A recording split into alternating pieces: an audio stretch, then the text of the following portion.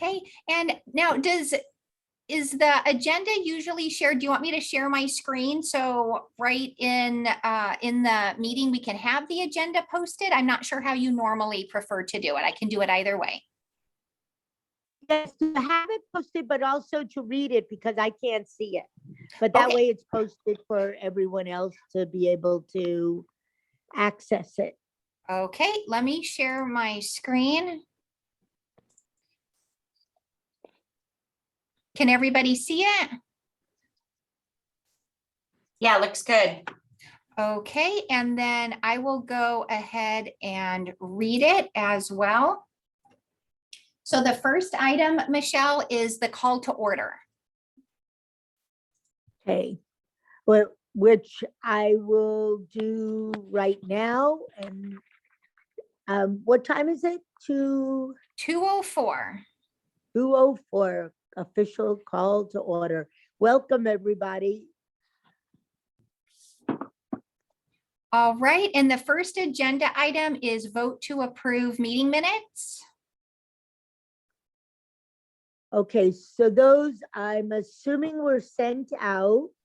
I think before that, we'll just do a very quick intro. I don't know if we have any guests on or if we just have our committee members, but if people want to just maybe just saying their name and something that is giving some inspiration this week or coming up, just something really brief so that we can make sure, just do a check-in with people. I'll start it off. Krug, your chair with District 4, and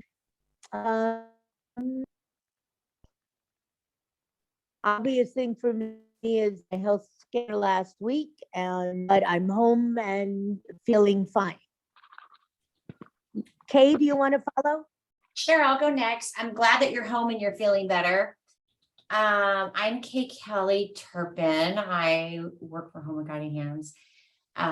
Inspirational and fun. Okay, I'm turning 55 in a couple weeks, and my daughter, my 26-year-old daughter, she missed my 50th birthday, which was quite the party in Las Vegas. And she said to me, Mom, when you turn 55 and you have the next big one, I'll make it up to you. Well, I want you to know, yesterday, she bought me a ticket. I'm sorry, 2 days ago, I'm a little sleep deprived. She bought me a ticket to Las Vegas on Wednesday, and she flew me out Wednesday morning, and she treated me to this wonderful dinner at a place called Cut Steakhouse at the Venetian. And then she took me to see an opera singer named Sarah Brightman. And we had the most incredible, amazing night together. I flew back yesterday morning, but my heart today is just full of gratitude for the relationship that I have with her. And I'm so happy and proud that she turned out to be the generous, extraordinary young woman that she is. Oh, that's very sweet. Thoughtful. That's my story. Can you either pick someone or? Oh, are we playing tag? Okay, Jose, you're up.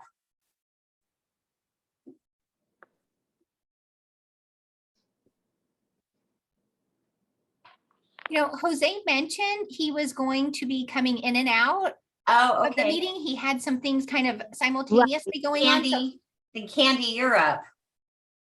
Hi, everyone. Oh, go ahead, Jose. Go ahead, Jose. Oh, no, just kind of, I do apologize. I'm just coming in and out, but I'm here.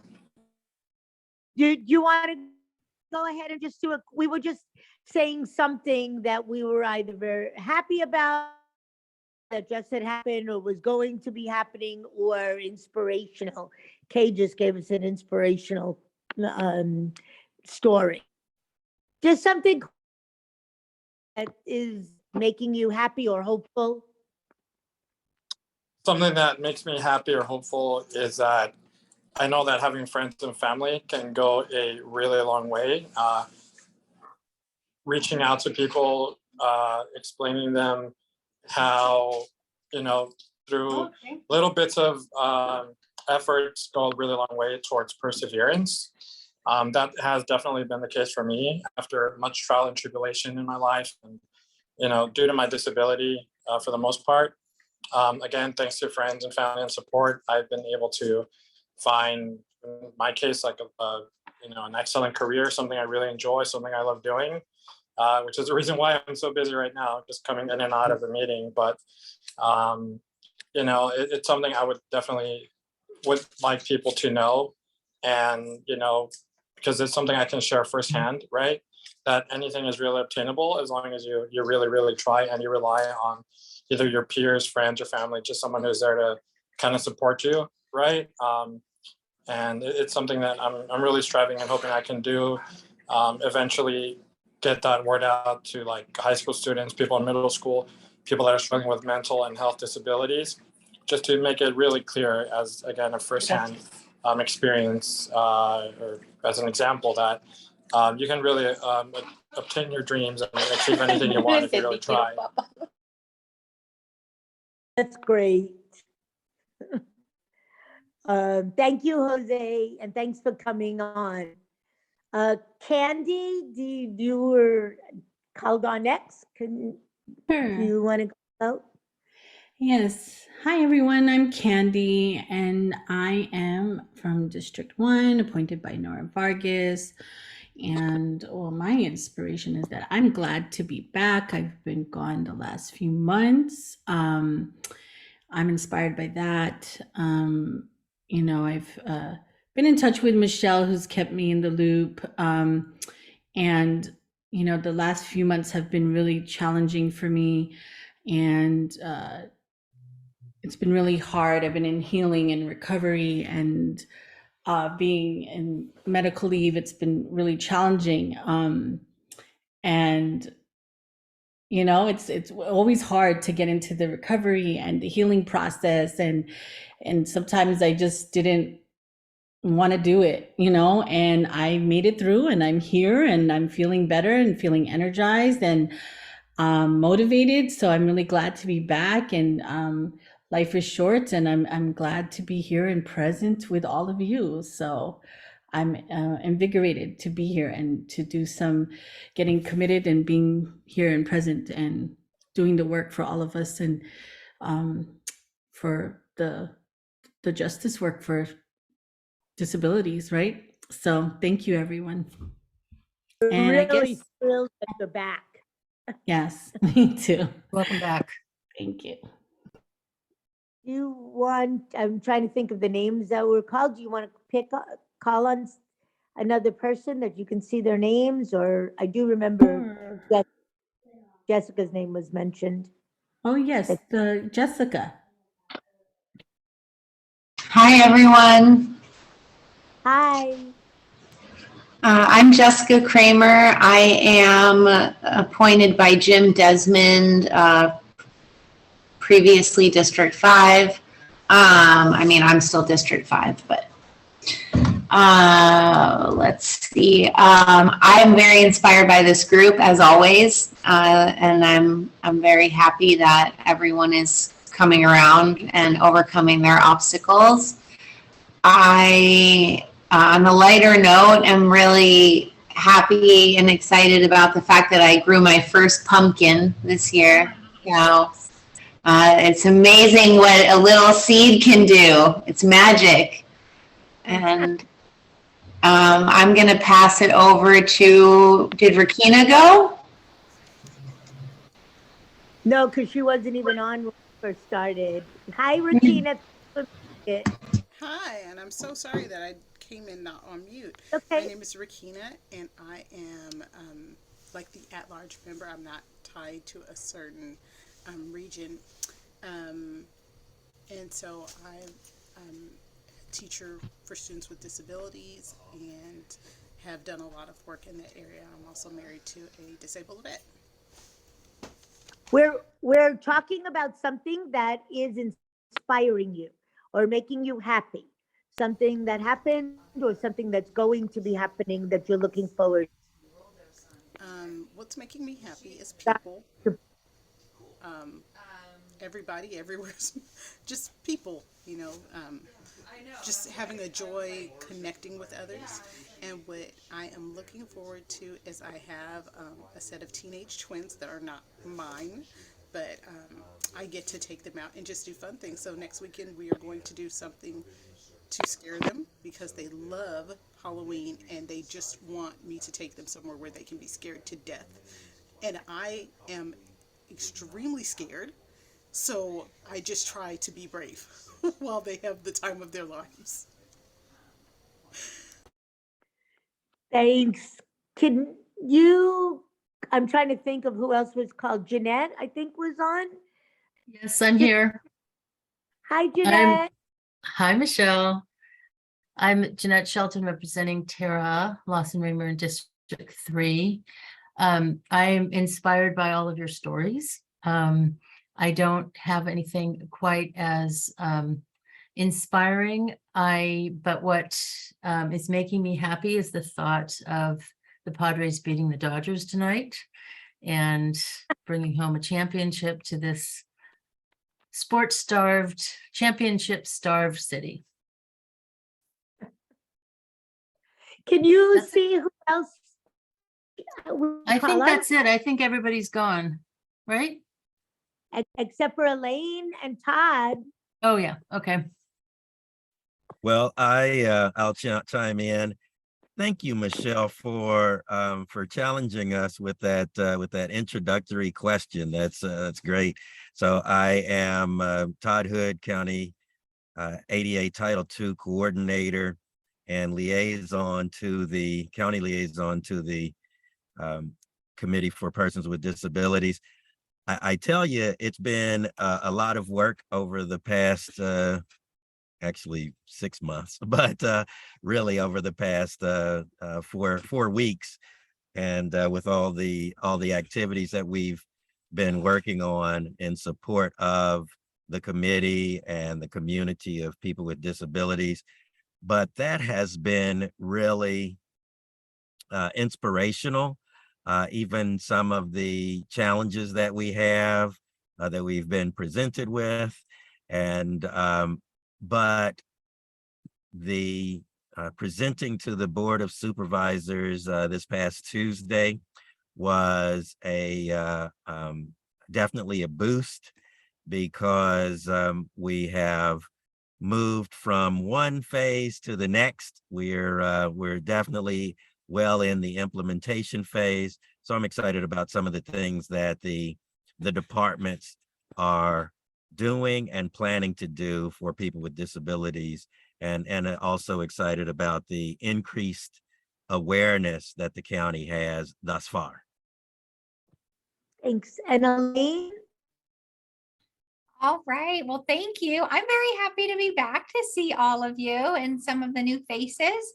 Very exciting. Every so often when Katie is out of the office, I get to see all of you. So glad to be back.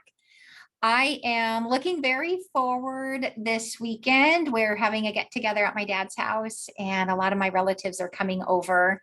My brother, who I haven't seen in a long time, will be down from San Francisco with my niece and nephew. So just looking forward to a lot of family time this weekend and seeing some of my relatives that I have not seen, some of them in many years. So looking forward to tomorrow. Cool. Thank you. And thank you for doing the back end on this meeting. I know the next thing was the minutes, but just before we go on to that, I don't know if it was actually like, well, I'm just going to do it right now. I'm just doing an infomercial on making sure that everybody has received their ballot and that they're aware that voting has started as of Monday. And hopefully you've also gotten 2 voter guides. One is like 8.5 by 11. It's from the state, and it will contain the 7 propositions plus the state constitutional officers and their ballot statements, et cetera, et cetera. And then the second one is from our county, and that is 8.5 by 5.5, I believe. And that one came for me came much later. My state one came about 3 weeks ago, or maybe even a month ago, and I got my county one yesterday. But I did get my ballot last Saturday. So just making sure that people are aware that these are, you should have received them, certainly your ballot. And if not, we should call, I think Katie did put it in the agenda, actually, towards the end of the agenda. But I just want to make sure everybody's got the phone number and the website for the Register of Voters. The website is www.sdvote.com. And on that site, you can find where all of the drop-off places are and all of the voting centers. The voting centers won't be open until 11 days before November 8th. I think that's like October 29th. And then some of them are only open the last 4 days. But just be aware that at any voting center, anywhere in the county, anybody who lives in the county or is registered to vote in the county can vote. It's no longer your local one. So any voting center, and then the drop-offs, of course, have always been that you can drop it off anywhere in the county. Okay, the end of my commercial, unless anyone has anything I should add. Oh yeah, the phone number is also there, 858-565-5800. You can tell I call them a lot. Is anything I'm glaringly leaving out related just in general to making sure that people are very aware that the election has started? Okay. I think you then we- provided a really good overview. Okay, but I didn't know if I left anything out. So, okay, so then, and if anyone has any trouble or is there anyone that has not gotten their ballot? Okay, that's good to hear. At least that's the most critical part. Because the other information, again, you can get on the website as well. You know, the voter information pamphlet. So the next thing was the minutes. I honestly didn't think to ask Katie to read them because she was taking off, but has everyone else received the minutes? And Yes. are there any questions on them that we'll pass on to Katie? If not, do I have a motion to approve the minutes? I move, it's Jeanette, I move to approve the September minutes. I Thank second. you, Rakina. Rakina. Okay, so we have a first and a second. Is there any opposition to approving the minutes? Otherwise, we'll do it by acclamation. Any opposition to approving the minutes? We don't even have any changes. Last call, any opposition to approving the minutes? Then we will consider them approved by acclamation. Elaine, Noted. Yeah, thank you. Can you tell me the next item on the agenda? I sure can. The next item is non-agenda comment. Okay. And Is then there any- you want me to read to you? So we have some text written under the non-agenda comment. You want me to read you the paragraph that's Sure. there? Sure. All right, written there, we have any member of the public may address a county issue not elsewhere on this agenda. Each speaker may take up to 2 minutes. So it's just the details of how the non-agenda comments work. Speakers may be limited to less time if there's several speakers that have filed to speak. And then just the details under that. So Which- is that includes our committee members as well. If you have any non-agenda public comment that's not on our agenda, Mhm. this is a time that please, honestly, we're small enough, just unmute and tell us who you are and what the comment is. Exactly. Yeah, so we can just open it up like you did for any non-agenda comments. Okay, going once, going twice. Any comments that are not on our agenda from outside our committee or inside the committee? Okay, I guess we don't this time have any at this time. Next item. Next item is Todd speaking regarding the 2022 Accessibility Board Letter. You did a great job, by the way, on the meeting. Thank you. I was busy trying to find my unmute button. Thank you. Thank you for that, Michelle. Just to give a follow-up for everyone, the next step is, as I mentioned, to start implementing those recommendations. Well, guess what? Some of the recommendations are to continue doing what we're doing.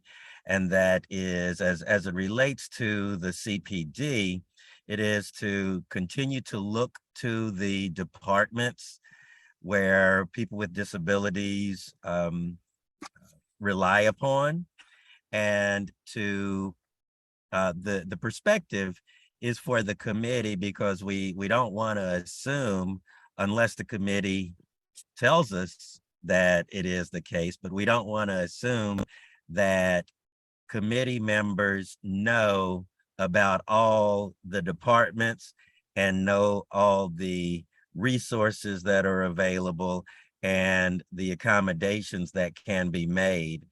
One is to have the departments come and present to the committee so that you have a good baseline of who the department is, how the department operates, but as well that the department gets the visibility to the committee and to understand what the committee is, who's on the committee, what are some of the main focus of the committee members, as well as hearing from the committee members, any concerns that you already have, or any opportunities that the department may take or consider for recommendations for how they can improve either the accessibility or the communications of accessibility, because a lot of it is, and I think Michelle said it best in a previous call that I had with her, is if you have something in place, but people don't know that it's in place.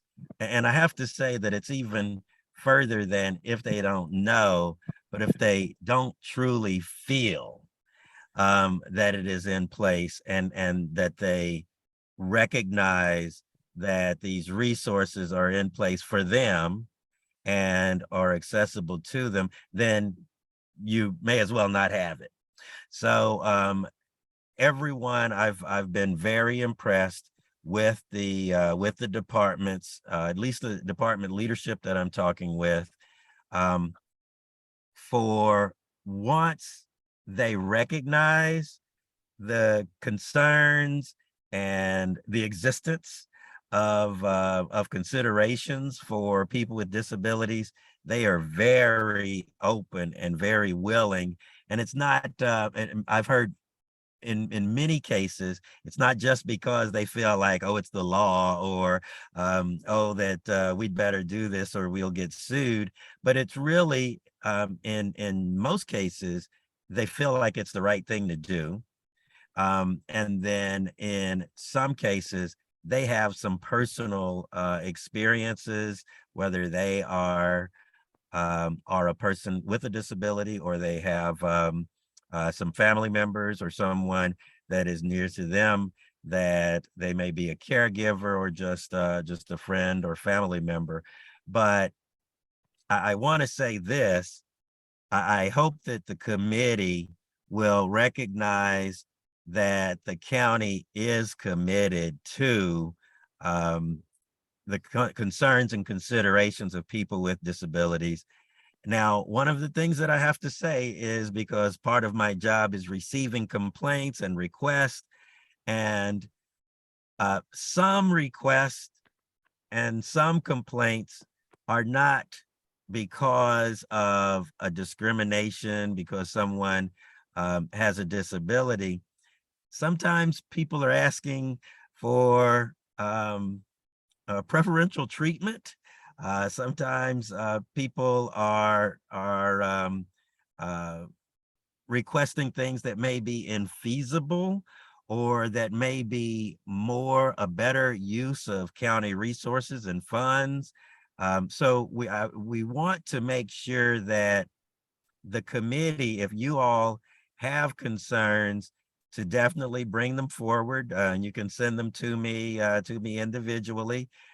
And I have to say, it doesn't always get resolved immediately, although Michelle can really do some magic. She gets some things done pretty quickly, but we want to make sure that, one, you have faith in the county, but two, you're able to convey that and take that out to your community constituents, because it is a two-way component. When you bring concerns in, that we want to hear that, but we also want you, when I share resources or share information, we want you to spread that to the community organizations that you're a part of, and then to the people in your districts as well. I didn't know if anyone had questions about the presentation that we made to the Board of Supervisors on Tuesday. If you hadn't had a chance yet to see the recording, I believe we sent the link out in the invitation, but additionally, feel free to, if there are areas that you say, Todd, I'd like to be able to help in this particular area, let me know, and we'll continue to work on those efforts. Todd, quick question. I'm not sure if you can see it, but Kay has her hand up. Oh, hi, Kay. Hi, thank you. Let me figure out how to put it down. There we go. I just have a couple of comments. One, I did not watch the presentation, but I did read the backup material, and I think that the county has done a fantastic job. And two, I had a very healthy and lengthy conversation with Michael. Forgive me, but I forgot his last name. Boo.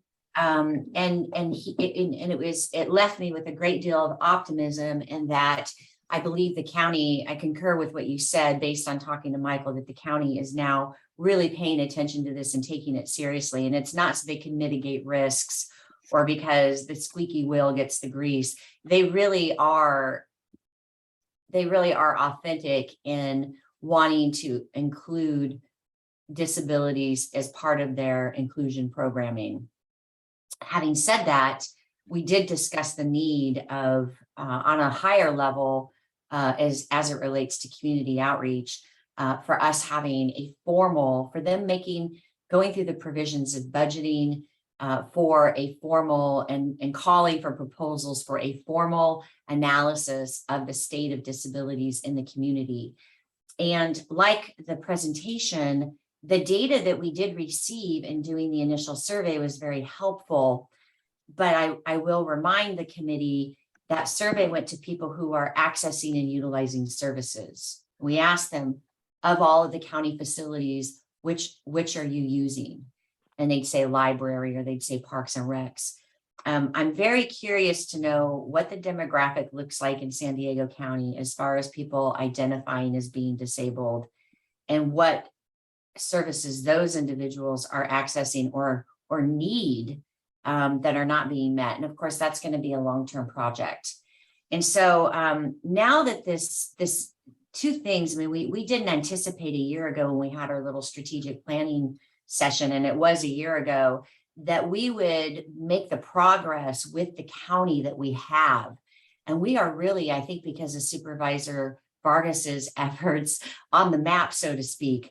And everybody is paying attention to this. And so I would like to ask the committee, and I'm not sure what the procedure would be, Todd, but for us to be able to go revisit the priorities that we identified a year ago as part of our planning process, and possibly re-identify some additional priority areas or reprioritize those areas based on the direction that the county is willing to go now with our efforts.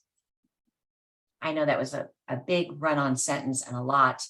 And Well, Christian, well, your Kay, thoughts? actually, no, that it wasn't, it made sense, and thank you for that. And I do know that Michelle, we've kept on the calendar, the part about structure of the committee objectives. So I know that Michelle is planning to invite that discussion. Yes, that's accurate. And also, I see this as a living situation, and it's going to change as needs change, as pandemics emerge, as things that we are totally not anticipating at this time.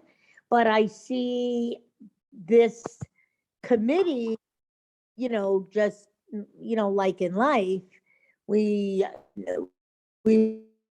continuously need to update our prioritization. I mean, that's my concept on it. Does anyone think differently?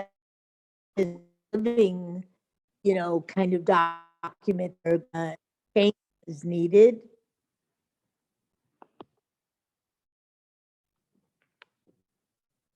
So I think I took that for granted. It seems like everybody on the same page around. So thank you, Kay. And is there anyone that did not receive the link to watch Tuesday's presentation? I was able to get on directly, while it was happening, but is there anyone that didn't receive the link that needs to? I'm assuming that Katie or Todd was able to send it out on Tuesday after the meeting ended.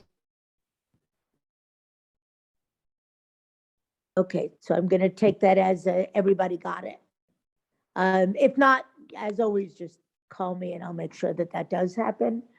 Do you have any comments, Todd, on the actual reception from the board, or any highlights, for yourself? I mean, I know that you and I have talked about, one of the things I do want to see is this kind of a survey continuing, not just, this was like the initial, but because it wasn't as extensively distributed as I would like to see, and I know others on the committee would like to see, or as long, giving people 2 months or more to be able to get it out to their respective organizations.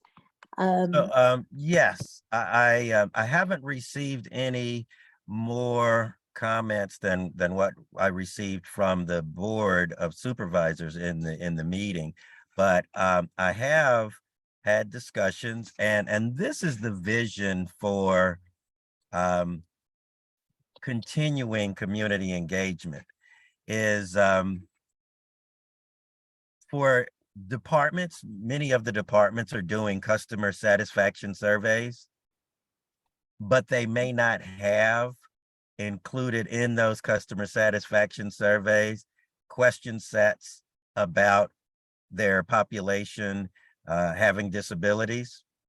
The recommendation is for departments to consider including at least one question or a set of questions that will give them the insight as to the disability status for their customer satisfaction surveys. So what that's going to do is that's more targeted.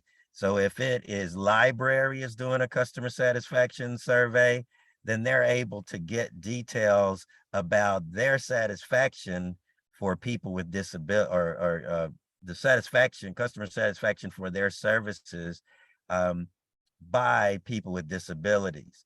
If it's treasurer tax collector, they're just like they would collect any other demographic, to have a demographic around disability status.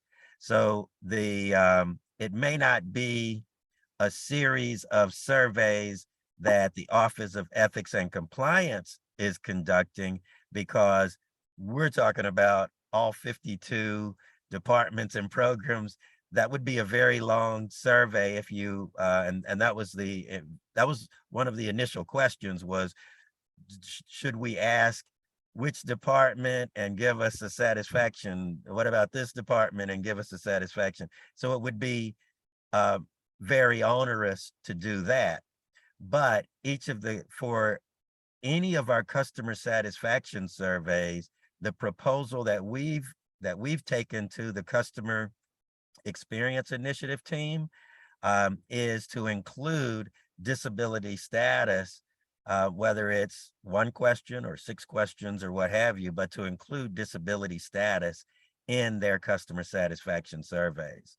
The other thing is customer engagement activities. There is a customer engagement team or a community engagement team, and that team is providing resources for departments that are conducting community engagement activities. And those are just like you have the community planning groups or sponsor groups, and any of the community engagement activities, to include considerations for people with hearing disabilities. And I recently have been, the term that the individual used was educated regarding ASL, and the fact that for those individuals whose primary language is American Sign Language, and they don't read captioning, or they don't read written language. So to ensure that we're taking those considerations when we are inviting people to participate in community engagement, as well as when we're conducting the community engagement. So another area that Michelle has been a proponent for is for those people that are not using technology, for those people who don't have technology, who don't have an email address. How do you invite them to participate in these community engagement activities?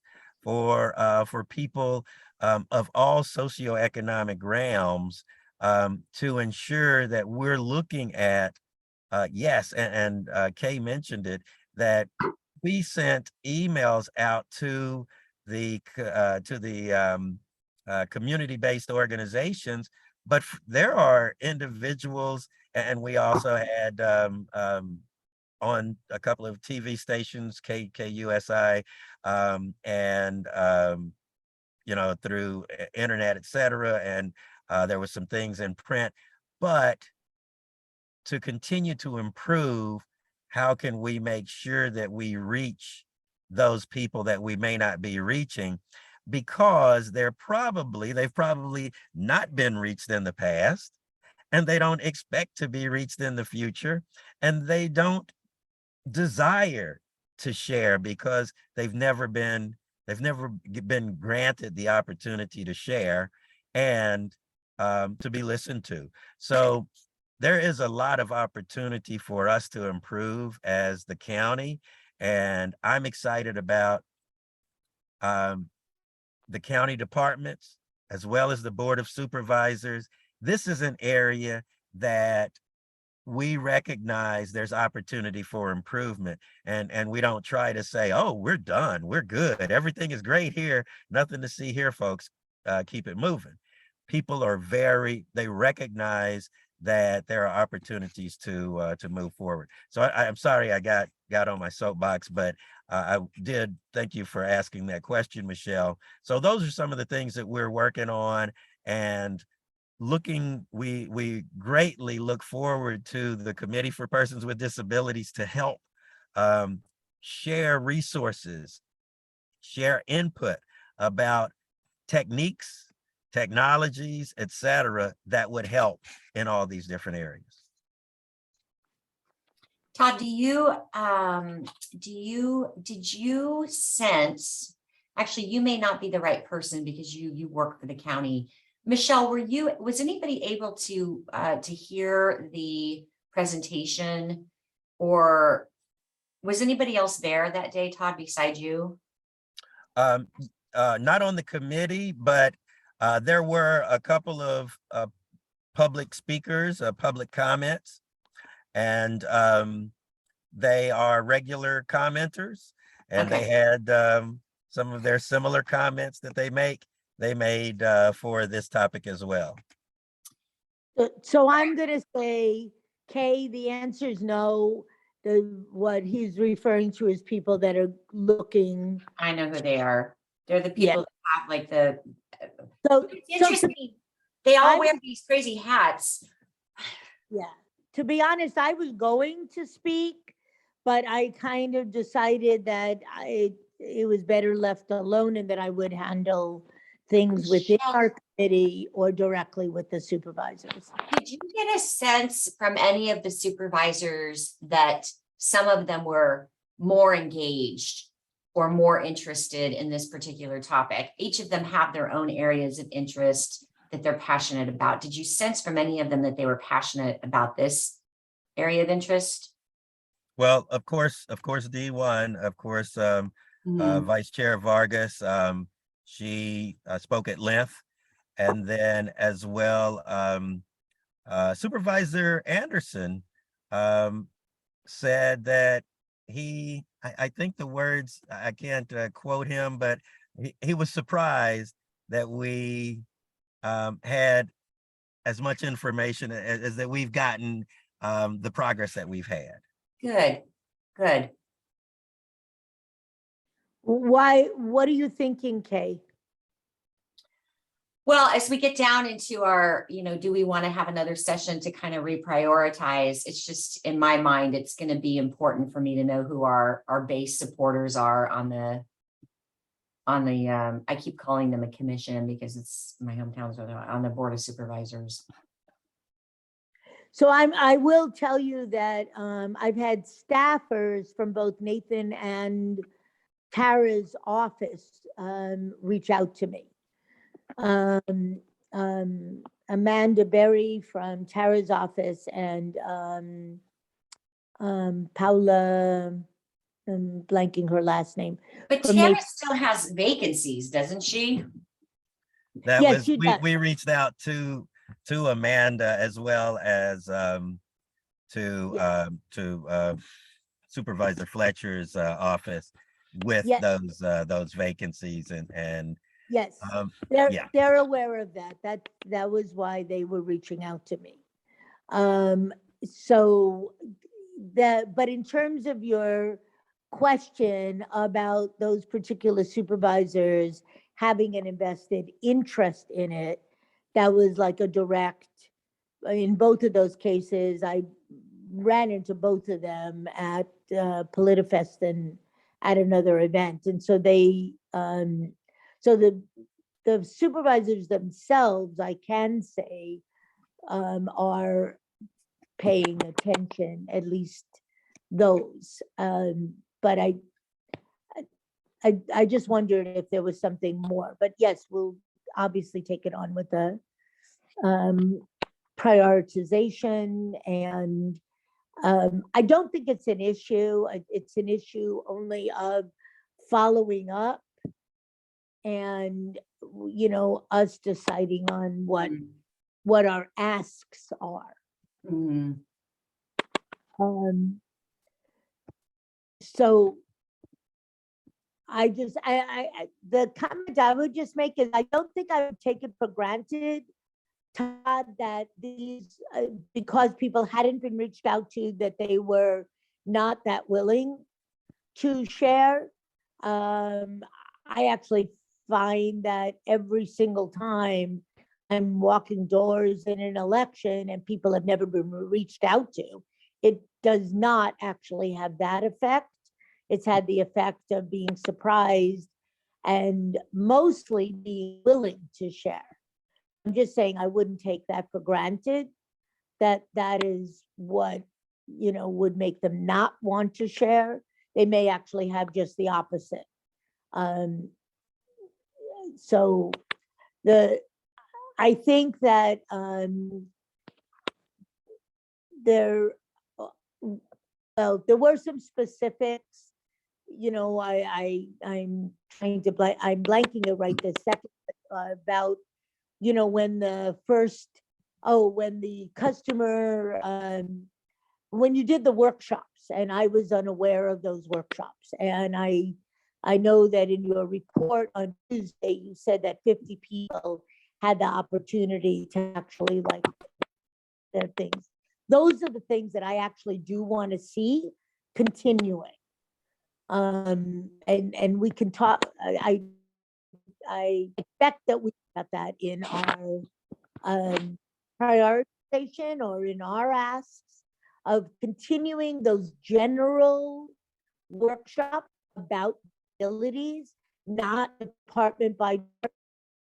I also do think it's a great idea that if the departments are actually not just recommended, but that they are, so my question is going to be, who has the authority to tell them that they need to do that?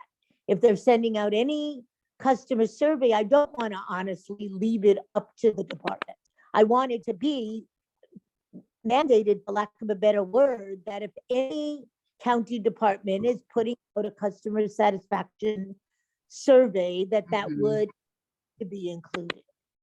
Well, Michelle, to add to that, you probably don't know this, but when I was chair, every guest speaker I would talk to beforehand, and I would warn them, and I would say, you have to remember, this is the Committee on Disabilities. Please do not use, do not tell us to email you or give us information that is strictly visible or web-based, that there are technical barriers and audio barriers and visual barriers. And do you know, at least half of those presenters, and these are high level managers at the county, even though I'd have the discussion with them, like half of them would still come on with their PowerPoint presentations and talk over the group in a way that they would talk to anybody. And just that alone, at one point, I thought to myself, it should be it should be a mandate that comes out of human resources, that they be a little more mindful just in their presentation materials. I think there's a lot of work to be done internally in baby steps, but it really is, it's not because anybody is ill-intended. It's really just because they're uninformed. And the more we talk at the Board of Supervisors meetings, and the more you mention the needs, and it's not just this committee, they have constituents, large constituents in their own communities that also have these barriers. And I feel like it's our obligation to continue these conversations and request these mandates, just as a matter of best practice. And I'm with you. I'm behind you 100%. If that's the message that we need to send, I think we just continue to talk that talk.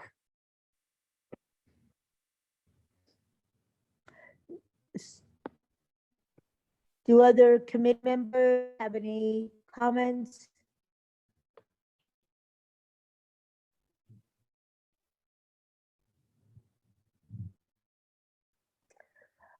Todd, who is the, when you said that this got brought to two committees that I heard you mentioning about customer satisfaction, who is it that has the authority to tell them this is what they need to do? So the customer or the community engagement team is headed up by, she's new to the county, but she's in the county communications office, and she is Natalia Henschel. I can get you the spelling, but so they're from a culture standpoint, there is no mandate for particular questions, if you will. But I think that I think I might say, let's see if we can make it part of a best practice, because that's sort of the culture that the county has taken. They even when we were doing the survey for the boards, commissions, and committees, the Office of Evaluation, Performance, and Analytics, they advised me on some of the questions and the wording of the questions. And then I'm sorry, it was for the community, the accessibility awareness survey. They came in and said, well, what about these demographic questions as well? So I believe before we need to start issuing or seeing how we can issue mandates, I believe we might want to work within the structure that we have, because the Office of Evaluation, Performance, and Analytics has a best practices toolkit that they use.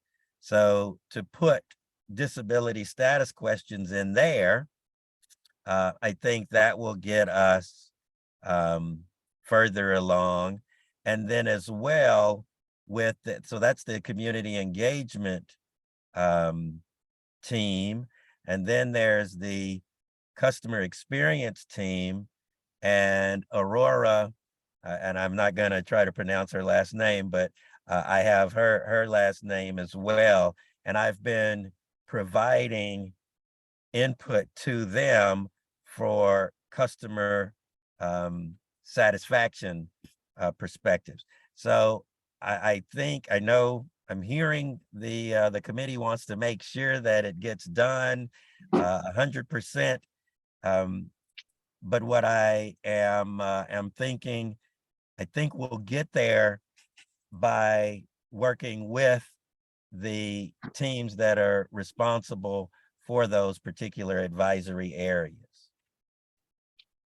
So I'm less optimistic than you are, simply because their first attempt, in my opinion, was a fiasco in terms of not making sure they even bothered to have a conversation with the committee, with us feeling very left out of that process, my not participating in it, and I was totally ready to participate. So I'm less willing to just leave it to their good intentions. Okay, so and- then I'll say that what this body can do, what the committee can do, is to issue a letter to the Board of Supervisors and make that statement of what the recommendation of the committee is to the Board of Supervisors, and then that will get it appropriately attentioned. I think it's Kay. I think that's a good idea. Yeah, does anyone not think it's a good idea?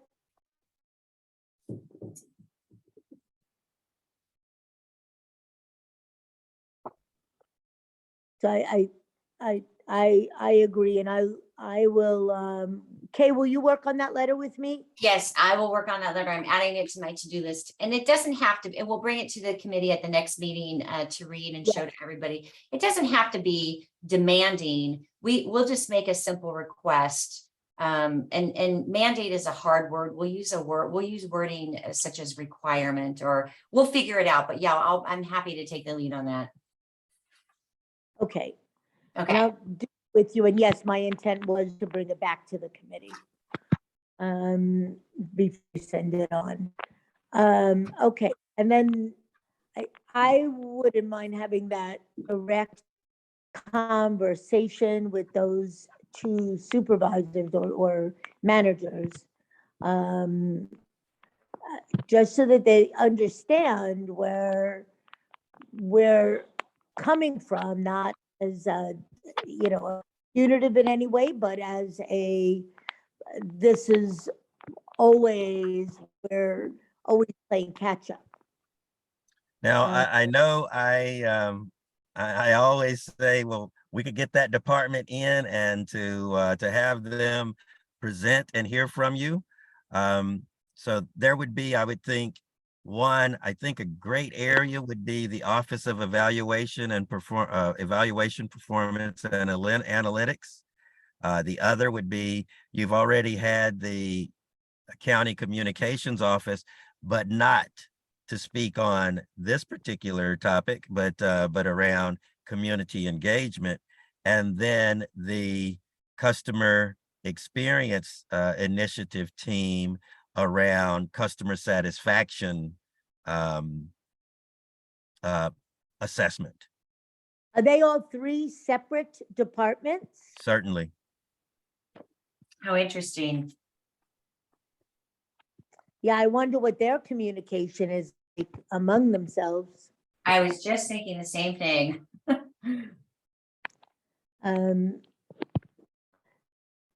Yeah, I think in our situation that although we have been trying to just do like one at a time, I think for something like this, it might make sense for them to hear each other and Now, to. that is an idea, and I think the topic could be around the community engagement and customer satisfaction of people with disabilities, or assessing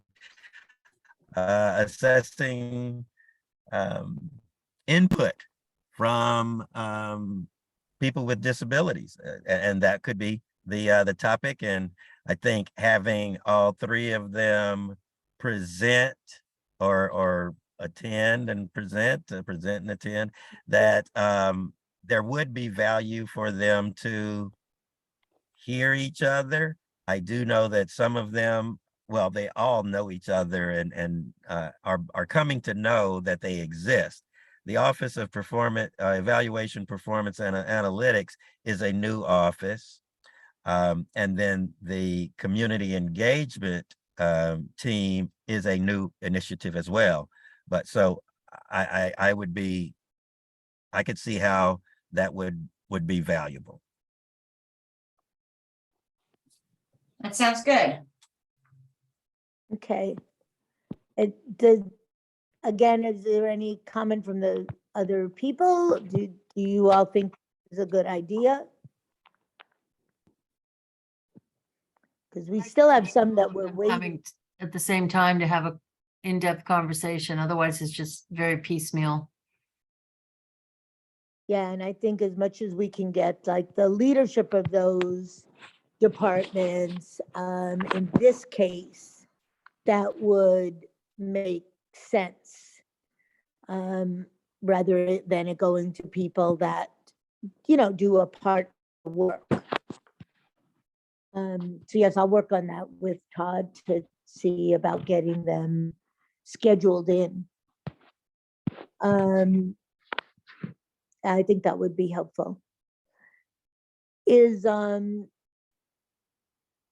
Are there any other thoughts related to that initial report, or yeah, because I think the rest of it related to our committee And what we might like to see in extending that will be covered when we talk about our prioritization, the work that we want to do. Thank you. What is our next topic on our agenda? All right, the next topic is AB 2343, Board of State and Community Corrections. And that was our K that just paid Okay, attention. Michelle, you are going to be so disappointed in me, but I still have not read the bill draft. I apologize. I was in Las Vegas having a good time. Basically, my understanding, and Michelle probably knows a little more, one of our local assemblywomen, Weber, proposed legislation during the last session. It went through both houses, that on the state boards of commissions of Correction. of Correction. community Correct. corrections, that there be a mental health advocate, and the governor vetoed it.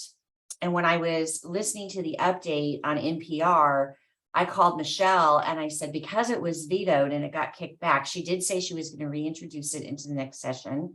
I said, because it was vetoed and it got kicked back, she's going to do a reintroduction. Perhaps one of us needs to reach out to her and see if we can include not only a mental health advocate, but a disability advocate, or someone who has a dual role in doing both.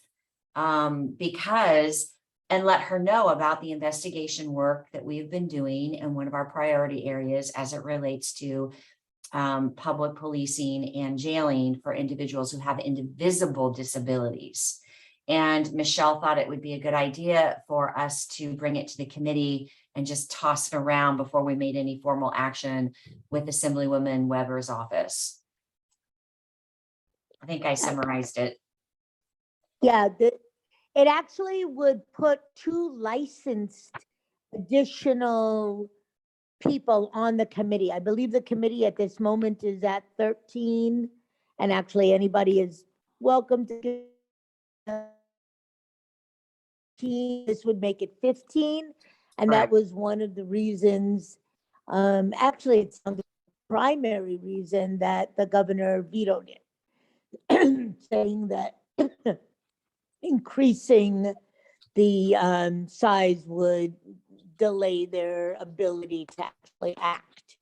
Which is silly, because a lot of the other state appointed commissions have far more than a dozen individuals. Yeah, so one was a substance abuse, I believe, person was mental health. So, and I know we included a link to it, but, and obviously the bill will change as she reintroduces it. But this is Assembly Member Dr. Akila Weber, so that we don't confuse it with the more well-known name of Shirley Weber, who is our Secretary of State. Now, it was something that the board itself, and who sent us our ballots as a reminder. it was something that the board itself did not support, and they asked the governor to veto it. I'm going to read you the board members' affiliations. There's the chair, who has a background in law enforcement. There is the secretary who works for the Department of Corrections. She's a prison administrator. There is director at large who runs the adult parole operations for a county. There is a sheriff of a county. There's a sheriff of another county. There's a supervisor of a county. There is a probation officer in Fresno. There's a probation officer in Kings County. And there's a retired judge. There is a chief of police for Palm Springs. And there's a couple of community engagement representatives. My take is that they didn't support the adding of the composition to the board because of their fear of what would be potential accountability. When in fact, And she spoke to this actually during the interview, that she really felt like they would be able to bring a unique perspective as a clinician, or whoever would have received the appointment, somebody who had similar life experiences, that they would be able to bring a perspective that would be helpful to the board, given their law enforcement backgrounds. And so she said she was going to repropose it. And I thought, well, perhaps we could jump on the bandwagon and see if we can get engaged in a little more advocacy work statewide. So I want to open it up to the committee. I do want to say that Todd, when I brought it to Todd, he wanted to look up the county's policy around legislation. We both determined that there's nothing wrong with having us having the conversation, and B, even inviting the legislature to talk to us about the concept when it comes to actually weighing in on a piece of legislation after it's already baked. We would, there is a policy about going through one of the departments, but we also can go through the Board of Supervisors themselves and just share that this is what our recommendations are on it. But at this point, it's, obviously it's not even in existence. And this does seem like something that we would want to at least have the conversation with a San Diego assembly person who is, given the fact that it's such a blatant lack in that board in terms of representation, that I think it would be, somehow, I have no idea how she would want to include it or not, but I think it's valuable to at least point out the gap and perhaps what we have seen from our so far, and we have more to come, conversations with our own, sheriff's department, etc.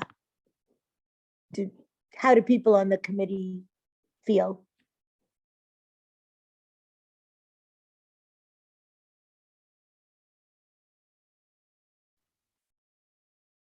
Okay, I know somebody's got some comments. Jeanette, Jessica, Jose, I know is in and out, but Candy, anybody have any thoughts related to this? I just have a question. So is the idea in reintroducing it to make modifications to it that were, I mean, obviously, if you're adding, you're not going to change the numbers if that was the real reason. So is there something she's hoping to address that will make it more, or if it's not in an election year, or kind of what is the thought, and or do they just keep trying?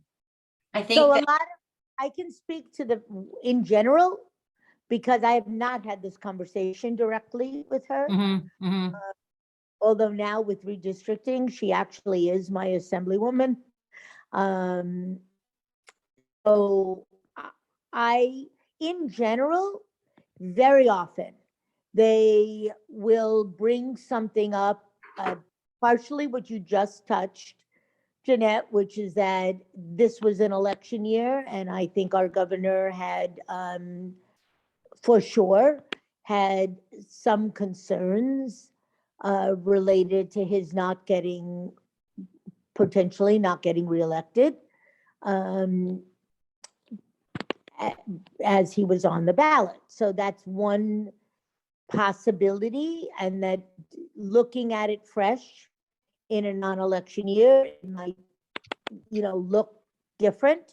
Also, when you redo it, I mean, I don't know if she, people change legislation and reintroduce it all the time. Lorena Gonzalez was absolutely famous for that.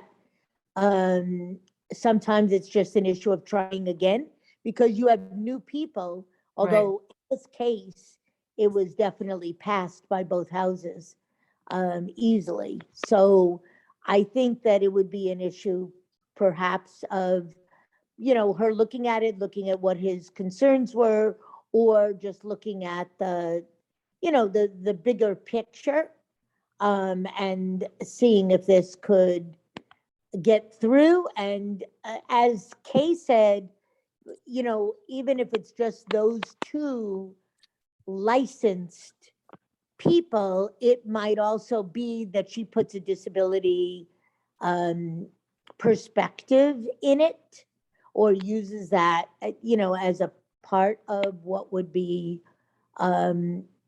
looked at. I don't know. Does anyone else have any thoughts around that?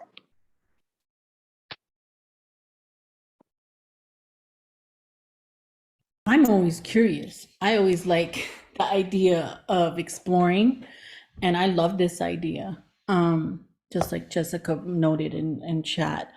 I like the idea. I'm glad, Todd, that you already started looking into, is that correct, on seeing on the policy, bringing a legislation on discussing this and inviting a legislator even to the space to see if that's a possibility. So yeah, let's explore, and see what possibilities are. And I'm always open. So know? yes, there is the policy on community participation. It's the Board of Supervisors Policy A-74, community participation on boards, commissions, and committees. And there are the statements are in that policy that or the guidelines are in that policy. And if I have not excerpted that and sent that out to the committee, I can do that so that you all know what it takes what the steps are. Oh yeah, that would be a great idea. Thank you, Todd, for that. I thought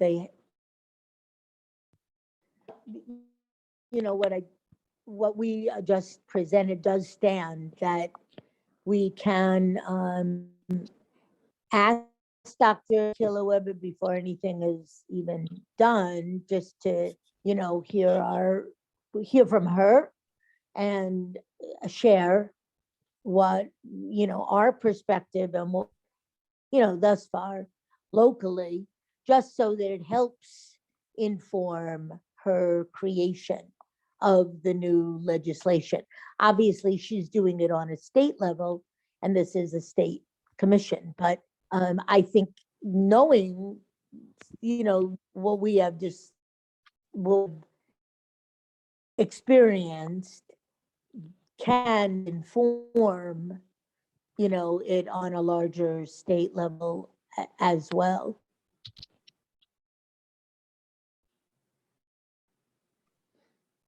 And this is honestly in time. I have no idea what your schedule looks like, but I can tell you that right after November 8th, there is often the time, but after an election, there's the time to, with communities. I mean, that is definitely a focus that culturally, and at least in Sandy, that the state legislators and the federal legislators have done, use that time to do those connections in the community. So if the committee is good with it, I have no problem reaching out to her and just seeing if that's at all a possibility before the end of the year. And if not, trailing it to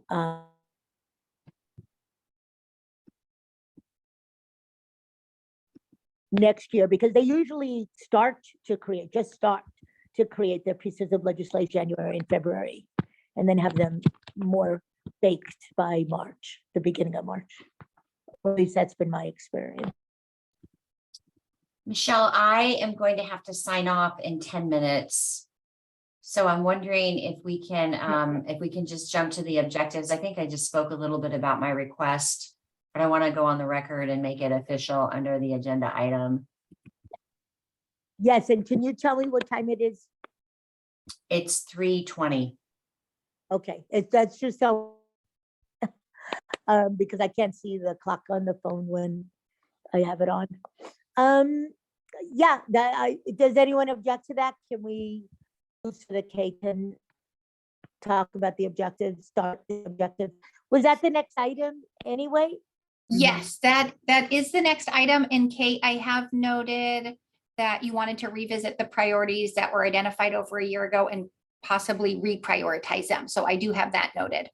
Okay, so I'm going to go on the record and request that we schedule a special meeting to do a year-end review of the priorities that we've identified and add or reprioritize those for the 2023 calendar year. I think that's a great idea. Okay. I'm reminding people that our next meeting is actually November, correct me, the 3rd or the 4th. It's the first Friday in November. I believe it's the 4th. And the Hold reason on. we Yeah, did, I can check. the reason we did that is because November 11th, otherwise webinar meeting, and that is Veterans. So this is the reminder is. That just- is correct. Yes. Can we do our planning meeting in December, carve out December? Yeah, we totally can. I'm just reminding people of when our. That's what we did last year, isn't it? Wasn't it the December meeting we used for that? I don't remember if it was a special meeting or if it was the regular December meeting, but I'm, We used the regular December meeting as the special meeting. okay. And what is the date for the second Friday in? It's this December. Friday, December 9th. Okay. I don't know of any conflict. Is anyone, are people good with that? With just using the regular meeting? And if we need to schedule an additional one, we can. But are there any thoughts about that would contraindicate using December 9th as a reprioritization or year-end compilation meeting of what we want to look forward to?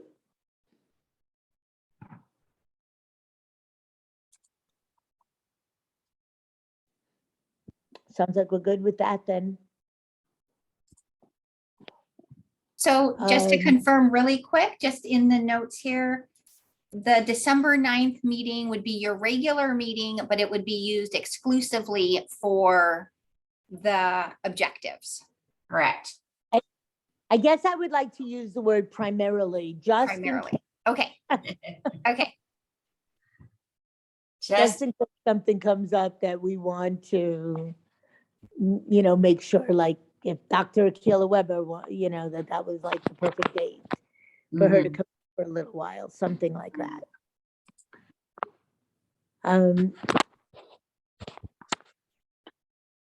Was there anything else specifically under the objectives, or were we just going to have a general committee conversation? And maybe I should ask what else is on our agenda so I can try to keep better track of time. The only other we have this agenda item, the 2022 committee objectives. And then the other two are just the authorization of teleconferencing meeting option pursuant to government code, which is just the motion Right. to extend and the second needed. And then your reminder, Michelle, that you started off with for the voting. And that's it. Okay, so basically this is the main last agenda item. Correct. Do people start this conversation now, or do we want to just anticipate it for our December meeting. I don't know if people feel like ready to do this now, maybe, because I thought about it and I wondered, one of the things that I think would be good is to send out copies of our original, what we had decided last year, so people can kind of use that as a base. And maybe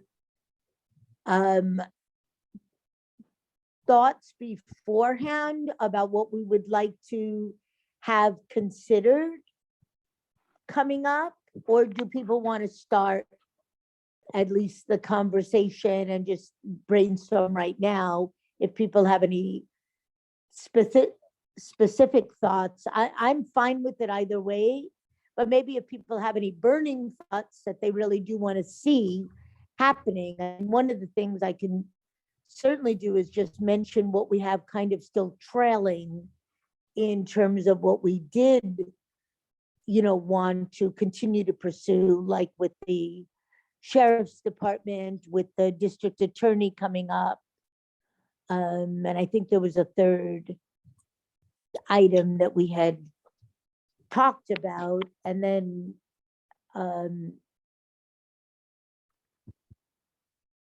does anyone have any thoughts for this? I know Kay's gonna have to leave soon, but do you have any specific items that we should at least put down that we will consider for the December meeting? I think it never hurts to kind of get people's first responses and then have them have the ability to be, have a minute to think about it and add to that. And sometimes hearing it makes people think about other things.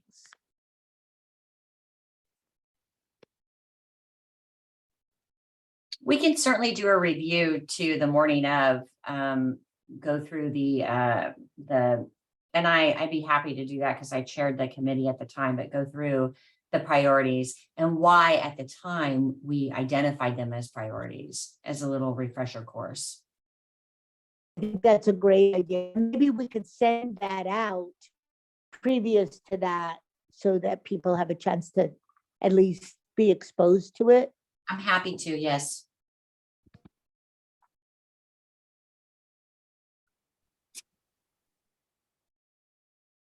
Okay. Any other thoughts or comments related to any other ideas of what we want to make sure we, at least consider for December?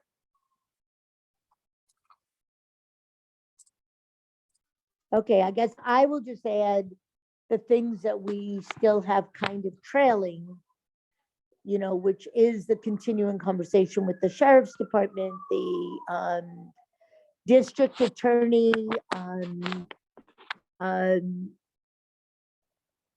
the questions actually went out to the entire group, Todd, so that people know what people were thinking related to the district attorney. I know Kay's one aspect about the fact that the district attorney has put together a cultural sensitivity app, which sounds like a great idea. And her question was, is it possible for the district attorney or any other department to create this related to the varying disabilities, to create something similar? That everyone that I've mentioned that to thinks that that's a great idea. I don't know what would be involved, and that will be a question for the district attorney's office, but also directly for Summer Stefan. And, if not, where else might we be able to consider pursuing this? Also, I know that Michael Boo had, brought up the idea, or maybe Todd has some more current status about the idea that we might be able to get an actual full-time staff member focused on disabilities and disability services and connection within that, that's their full-time job. Do we have any further conversation related to that, Todd? Which topic are we? When No, I mean, on the agenda, is this an agenda item or? we're talking right now about what we're going to talk about as the objectives for the December meeting. And I had brought up the items that are still trailing from, like, that we still want to speak to the sheriff's department, you know, the front end. We Right, still right. speak to the district attorney. Another one of those items was the idea of possibly having a full-time person that is focused on disabilities within the, not just ADA compliance, but actually on disability services or connection, or, you know, like Kay had brought up the idea that this really takes, that's hard for the, you know, you and Katie to be, you know, this being a part of your job, that might be something that the county considered as a full-time position. So yes, but that wouldn't be well, I don't know. I don't know if it's a committee objective or not, but it is definitely so the wording of that you're making, I'd like to basically just give you an update. One of the recommendations was for the county to look at the staffing model for disability support. So that staffing model is not just the just my role or Katie's role. It would also be the departmental ADA Title II coordinators, and how the structure is. So it's not just to go get an FTE, but it's to look at the recommendation that that we have for the from the board letter was to assess the staffing model that we've got for all of disability support. So, but I, yes, we're looking at that. Is that, if that's what you're asking, is yes, we're, I've already provided some input, a projection to Michael, or not to Michael, but it's going to Michael as soon as I get back into the office.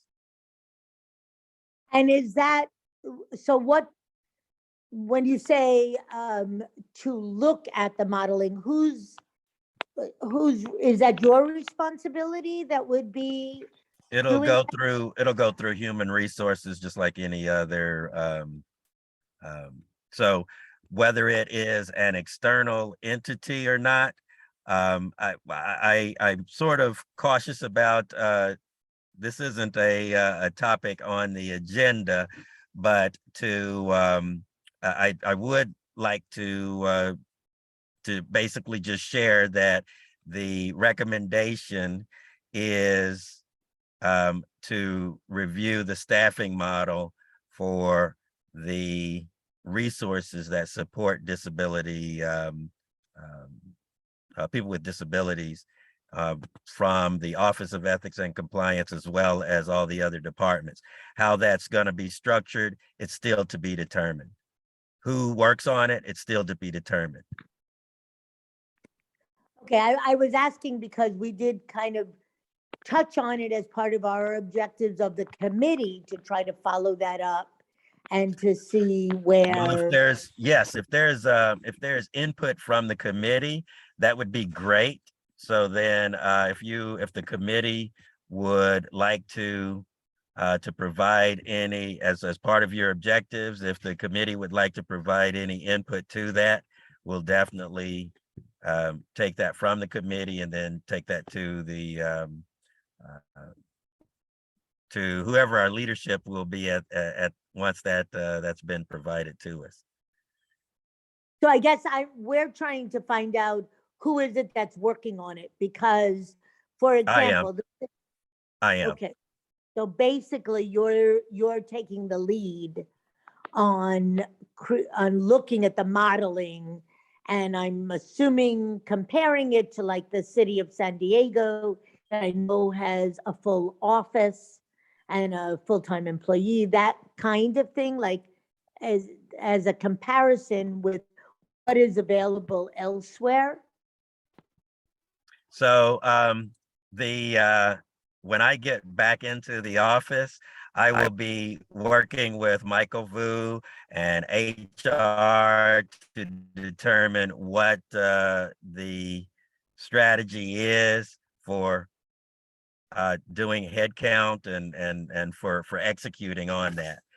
So whether I am the one that's leading it or not, that's still to be determined. Okay. So I guess we will continue to keep it on like for our objectives, because it would be nice if whoever is working on that actually talks to us as a committee. And so that it doesn't, so that we have that input of what they're thinking before it just comes out, and then we have to give input like anybody else, given that we should be the experts on what that actually feels and looks like. Sounds good. So I would just like keep that on our trailing objectives of just following that. And I'm not trying to be short. I'm just trying to make sure that I can't make any commitments that haven't been made yet. So I don't have that direction yet. So that's why I'm just trying to let you know what has been done.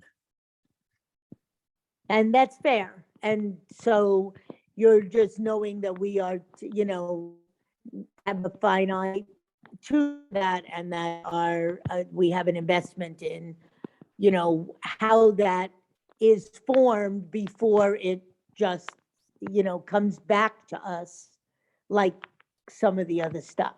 It'll probably be good for the committee to have on the agenda the topic that you're looking to discuss. Right, but I'm looking at it not just coming from what we're thinking of, but I want to hear from whoever it is that is in charge of this or taking the lead in this, that they have continue to have that open conversation with the committee, so that we know, have you looked at Encinitas? Have you looked at, where are you getting your information from? So that we can also look at that and have input on it. Since would the committee like to have a speaker come and speak to that topic and have that as an agenda item? That will be fine, but I just want to make sure it happens before it actually happens. And we will bring it up in December with our objectives, because I don't know where they're going to be by that point, or if a lead will have been established. So I don't want to wait, until we figure out who that person is that's going to speak, because they haven't determined yet who's in charge. I mean, maybe that's a question, for Mike, so that we know what's being looked at in terms of who would be able to inform us. But yes, we'll keep it on our objectives, and because it may not be determined until January or February. But I just want to make sure that we're not in that situation that we were the last time where some other entity in the county is doing stuff and they're not having that conversation with us as a committee.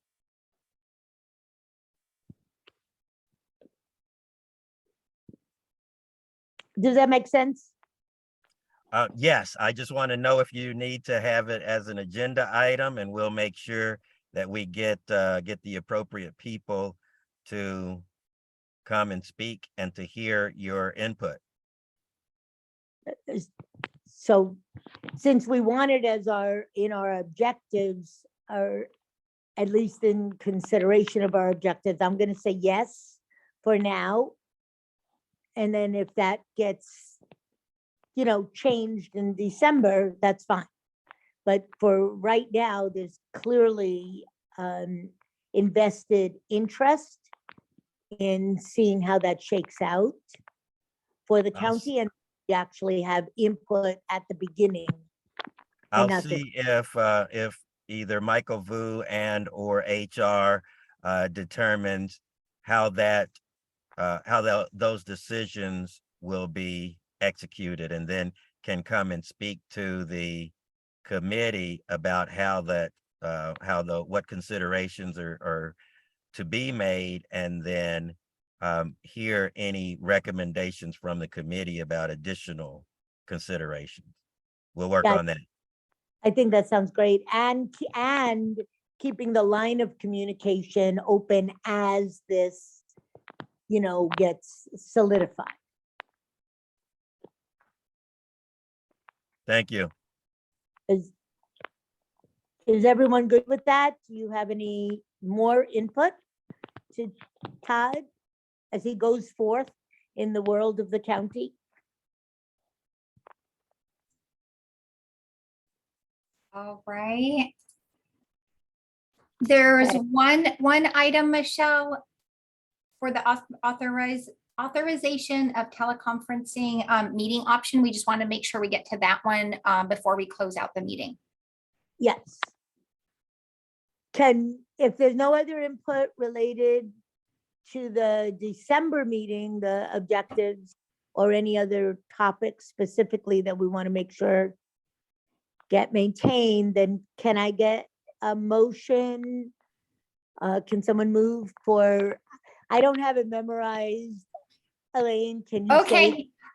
The authorization of teleconferencing meeting option pursuant to Government Code Section 54953 E.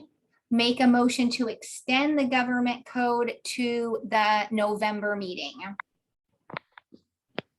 If So someone moved. can make that. Okay. Do I hear someone else making the motion? Otherwise, I will.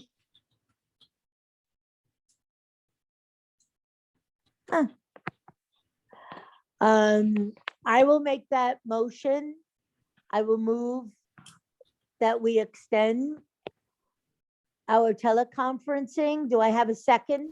I second. I'm sorry. I couldn't get to my mic fast enough to make the motion, but I second it. Thank you, Rakina. And is there any objection to that motion? Going once, going twice, any objection to that motion?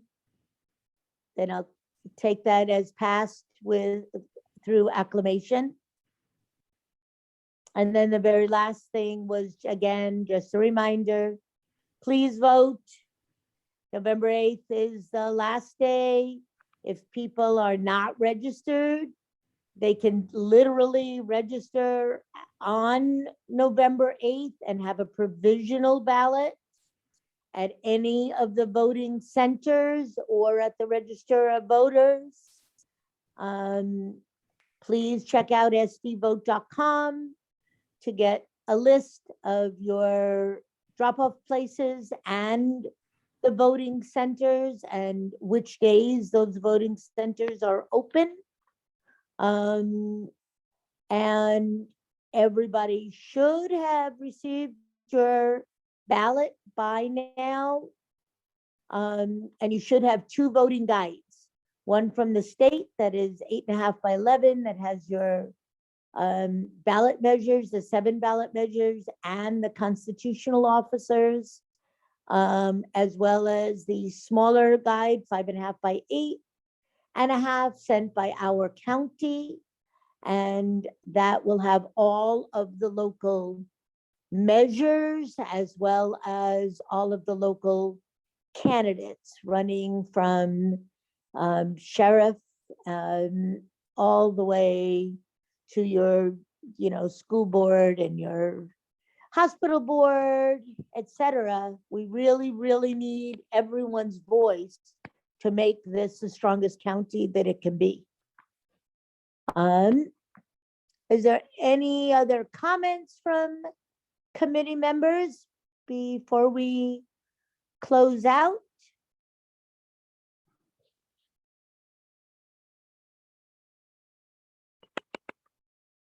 And thank you for your attendance. We will see everybody on Friday, November 4th at 2 p.m. As always, any questions, please call me. And I think that's it so we can stop the recording. All right, recording is stopped. Thanks, everyone.